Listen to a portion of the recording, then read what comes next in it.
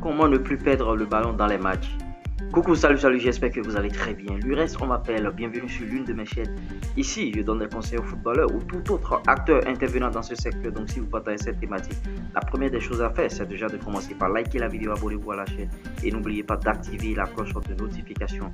D'autant que cette vidéo est sponsorisée par OneXBet, l'application de paris en ligne. Inscrivez-vous sur OneXBet grâce à mon code promo l'URES35 qui vous offre 200% de bonus au premier dépôt et beaucoup d'autres avantages à contrario de l'inscription usuelle. Pour tout contact pour m'avoir, c'est le plus 229 53 63 87 30, le numéro magique.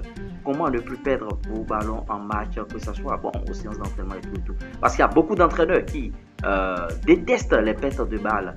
Ouais, tout le monde n'aime pas, et quand vous avez un footballeur qui perd énormément de ballons, ce footballeur peut vous faire perdre rapidement un match et on le met automatiquement sur le banc. Donc si vous ne voulez pas être relégué au banc par un entraîneur, vous avez intérêt à ne pas faire de mauvaises passes. C'est ce que nous allons voir dans cette vidéo. Et la première des choses qu'il faut savoir, c'est que pour ne pas perdre de ballon, le physique compte pour 20%, la technique 30% et 50% intelligence de jeu. Vous voyez, 50% l'intelligence. C'est pourquoi vous voyez le football vraiment à des moments donnés ça demande beaucoup plus d'intelligence et il ne faut pas qu'on se leurre, c'est pas seulement le physique.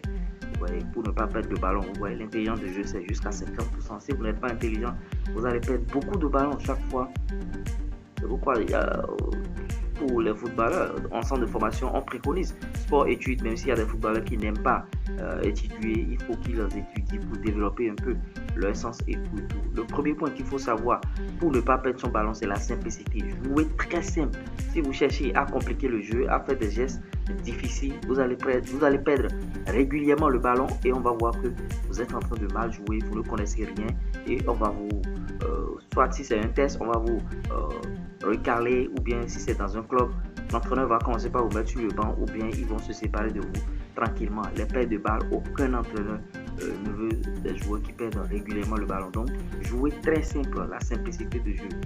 Maintenant le second point, c'est le contrôle. Vous voyez, le contrôle, il faut travailler les contrôles. Déjà au bas âge, il faut avoir le b.a.-ba. Il y a des joueurs qui viennent au haut niveau, mais on sent que le contrôle c'est pas encore du tout ça.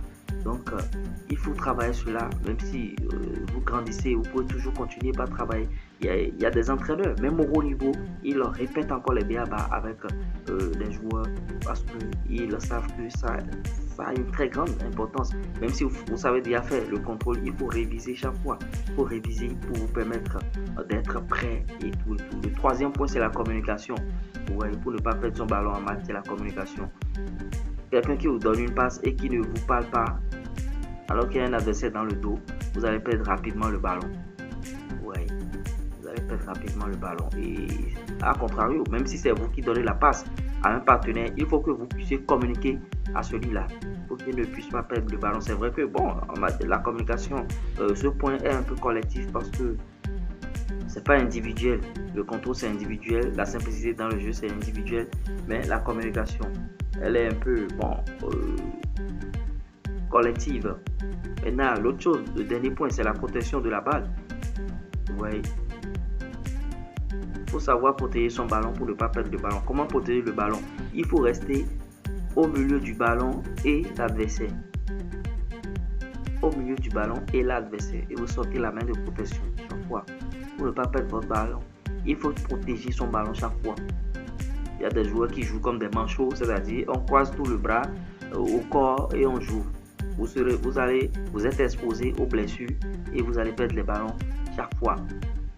Donc se mettre entre le ballon et l'adversaire et sortir la main de protection, c'est ça, pour ne pas perdre le ballon. J'espère que vous aurez tout gagné dans cette vidéo. Je vous ai démontré par A plus B ce qu'il faut faire pour ne pas perdre régulièrement le ballon sur le terrain.